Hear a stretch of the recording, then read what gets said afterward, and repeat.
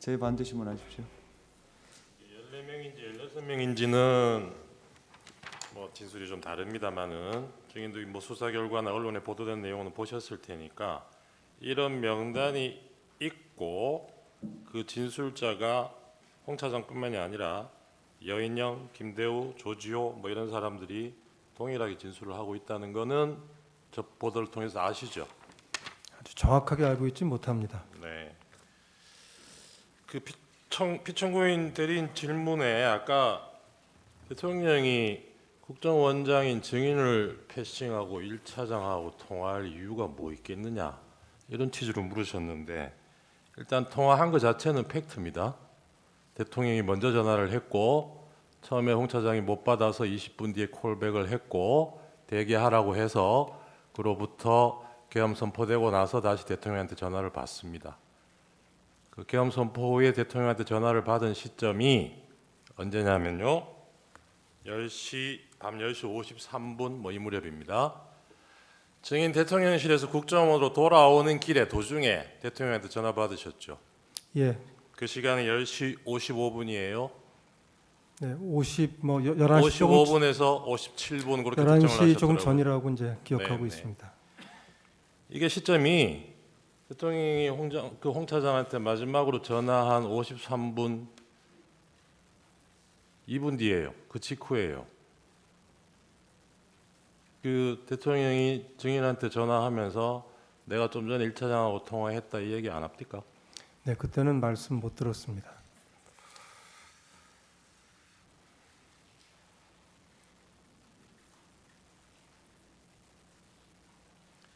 증인 포고령 내용은 언제 확인하셨습니까? 그 언론 보도를 보고 봤습니다. 그러면 시간이 언제쯤일까요, 이게? 정무직 회의할 때는 포고령 내용 인지하고 계셨습니까? 인지하지 못했습니다.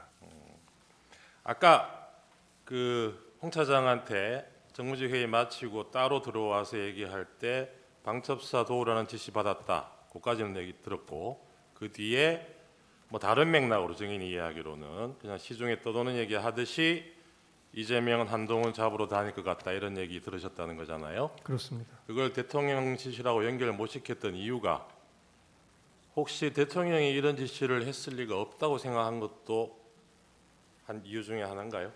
그러니까 다시 말씀드리지만 그냥 홍장원 차장이 본인이 지금 하는 대로 그대로 저한테 얘기를 했으면 누구라도 오해를 할 수가 없었을 겁니다. 그렇게 얘기 안 했다는 말씀을 드리고 정치인을 체포하러 다닌다라고 생각 못했습니다.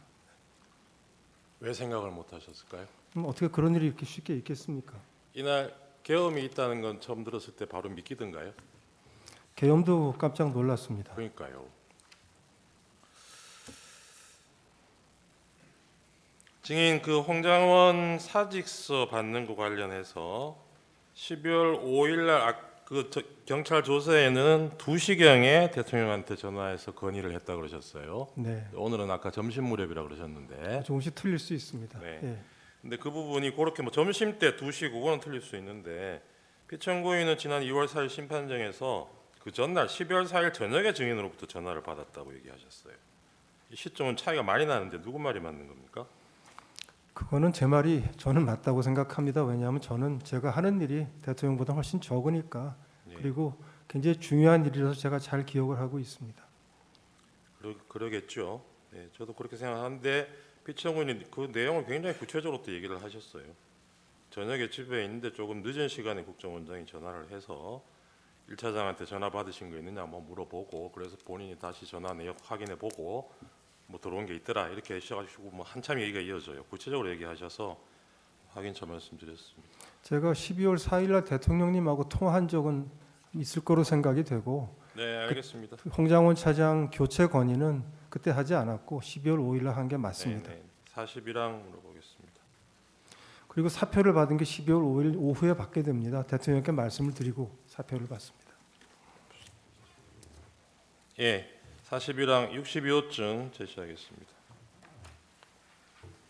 이재명 대표가 계엄 다음 날이죠. 12월 4일 한시경 비상시국 대회 뭐 이런 게 뭐 있었나 본데 여기서 이 자리에서 대통령이 비상계엄 해제한 뒤에 북한을 자극하고 휴전을 교란시켜서 결국 무력 충돌로 이끌어갈 위험이 상당히 높다.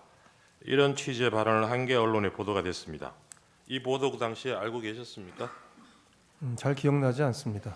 홍장원 차장이 이재명 대표한테 전화 한번 해보라고 건의한 맥락이 이런 맥락 아니었어요? 야당 대표가 이런 얘기를 하니까 국정원 입장에서는 그런 걱정 안 하셔도 된다. 이런 전화 한번 하시라. 이런 맥락 아니었어요? 그렇게 설명하지 않아서 모르겠습니다. 아까 7년 전에 뭐 박근혜 탄핵 때 기사를 들고 왔다 그랬습니까? 예, 그 16년 내지는 2017년의 기사였습니다. 예, 그게 뭐 내용이 탄핵 내용이 이제 정국에서 여야 소통이 탄핵 필요하다 이런 국면에서 이제 취지였다고요? 안보가 중요하고, 안보가 중요하고 예, 뭐 그런 취지의 기사였던 거로 기억합니다.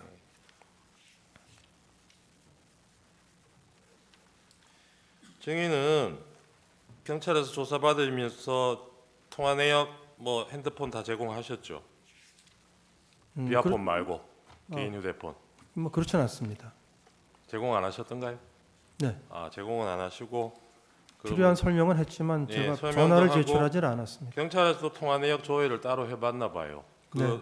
조회 결과는 혹시 보셨습니까? 아니요, 못 봤습니다. 조사 받을 때 제시 안 하던가요? 그렇지 않았습니다.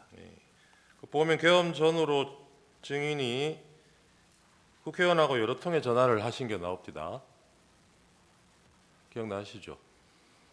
뭐 성일종 의원, 신성범 의원. 신성범 의원은 아마 12월 6일 전에 제가 했던가요? 네, 뭐 정확히 기억이 잘 안 통화하신 납니다. 내역은 있습니다. 아, 그렇습니까? 4일에도 통화를 하시고. 4일 날요. 네. 네, 뭐 기록이 맞을 겁니다. 네. 아까 홍 차장이 이재명 대표한테 전화 한번 해보시라 한 것 그 자체로 무슨 정치적 중립 위반이라고 생각을 하셨다는 건데 증인이 여당 의원들하고 통화하는 거는 괜찮고 야당 대표한테 통화하는 거는 바로 정치적 위반이 됩니까? 국정원장이 그 당시 상황에서 야당 대표하고 평소에 연락하던 사람도 아닌데 전화를 한다는 거는 누가 보더라도 지극히 정치적인 행위가 될 것입니다.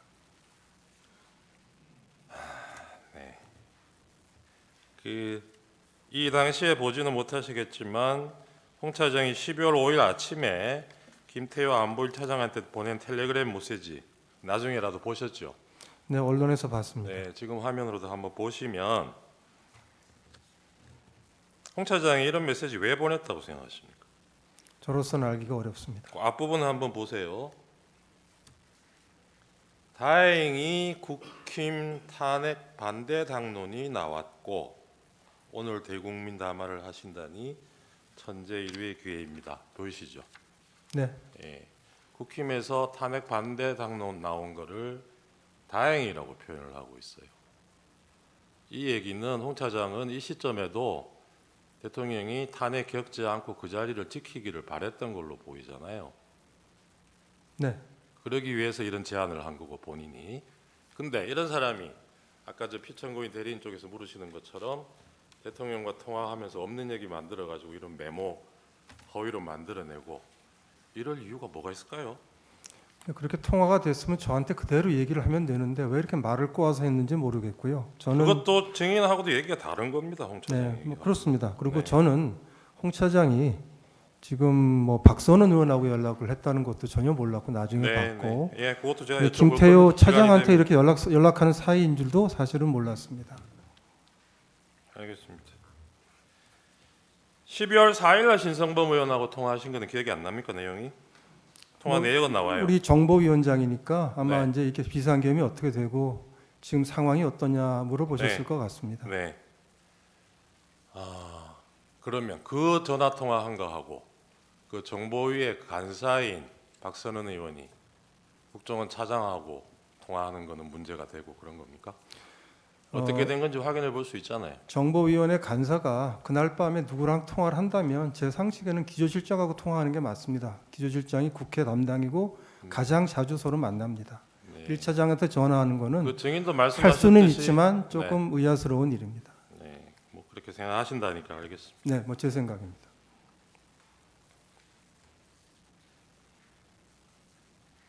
이날 정보위에서 이런 설명 시간이 마련된 것은 신성범 의원이 조선일보 기사 보고 홍장원에게 전화를 걸어서 먼저 국회로 오라고 해서 이런 자리가 마련된 건 알고 계시죠? 제가 신성범 위원장 전화했을 때 신 위원장은 저한테 홍장원 차장이 온다고 해서 오라고 했습니다라고 아 했습니다. 그래요? 예. 나중에 보니까 또 다른 얘기 나온 거 물론 나중에는 봤습니다. 전화는 먼저 하기는 한 걸로 나와요. 통화 내역을 보면 신성범 의원이 홍 차장한테. 네. 예.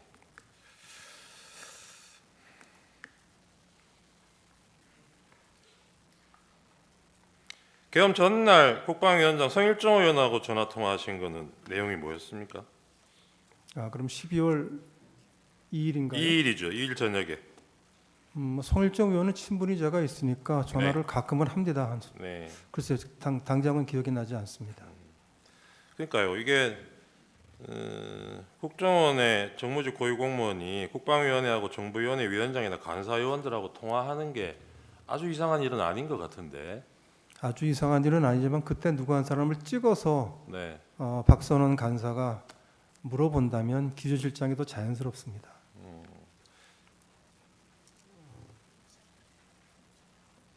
성일종 의원하고는 계엄 당일에도 정인이 통화하신 걸로 나오네요. 그거는 기억나세요? 사실은 잘 안 납니다. 안 나시죠? 그 뭐 그렇게 연락 주고받은 문자하고 이런 게 수상하다면 정인 통화 내역을 보면 계엄 전날인 12월 2일 날 대통령 영부인으로부터 문자를 2통 받아요. 그런 내역이 있습니다. 그리고 그날은 답장을 못하고 그 다음 날 정인이 답장을 보냈어요. 그건 무슨 내용인지 기억나십니까? 글쎄요, 금방 기억이 잘 안 납니다. 그런 내용을 이 민감한 시기에 주고받았다는 걸로 누가 의심을 하면 어떻게 답변하시겠어요? 결국 뭐가 남아 있으면 그걸 보시면 판단이 되지 않을까 싶습니다. 예. 근데 지금 정인은 남아 있는 것도 없는데 의심을 하셨잖아요. 무슨 말씀이신지 잘 아까 질문을 이해하지 못했습니다. 그 야당 의원하고 1차장하고 이 무렵에 연락 주고받은 게 이상하다고 의심을 그러니까 하셨잖아요. 12월 3일 밤 12시가 넘어서 계엄과 관련해서 네. 야당 정보위 간사가 연락을 한다면 제가 아니면 기조실장이 더 자연스러울 거라고 말씀드렸습니다. 그러니까요. 그렇게 접근을 하자면 계엄 전날, 당일날 영부인하고 문자 주고받은 거는 더 이상하지 않나요? 국정원장이 영부인하고 왜 문자 주고받습니까? 자주 있는 일은 아니었습니다. 예.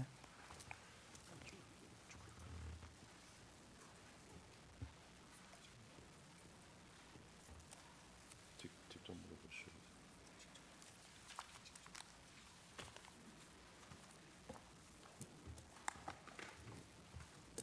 예, 증인.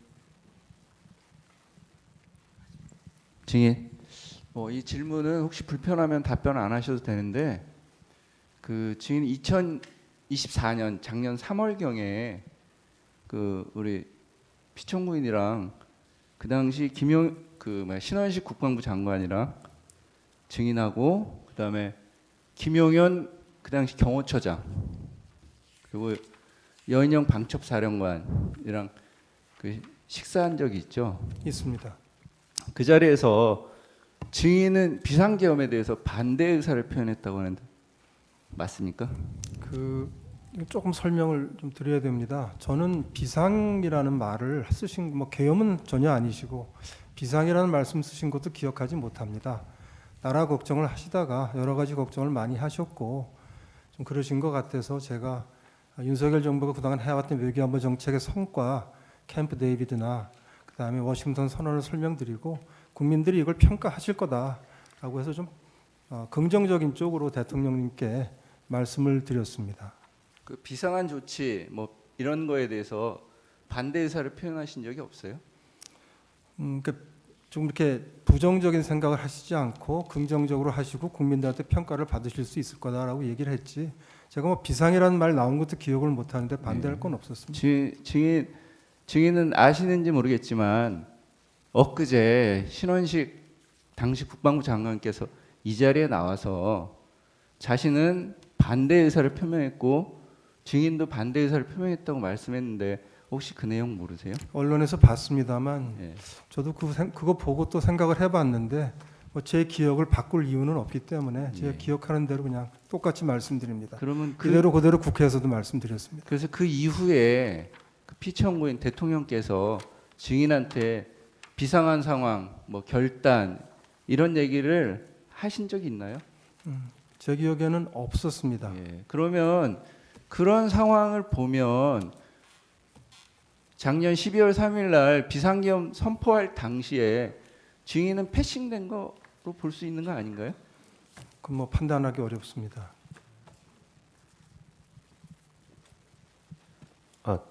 예. 예, 잠깐만요. 2분 추가하세요. 2분 추가하십시오.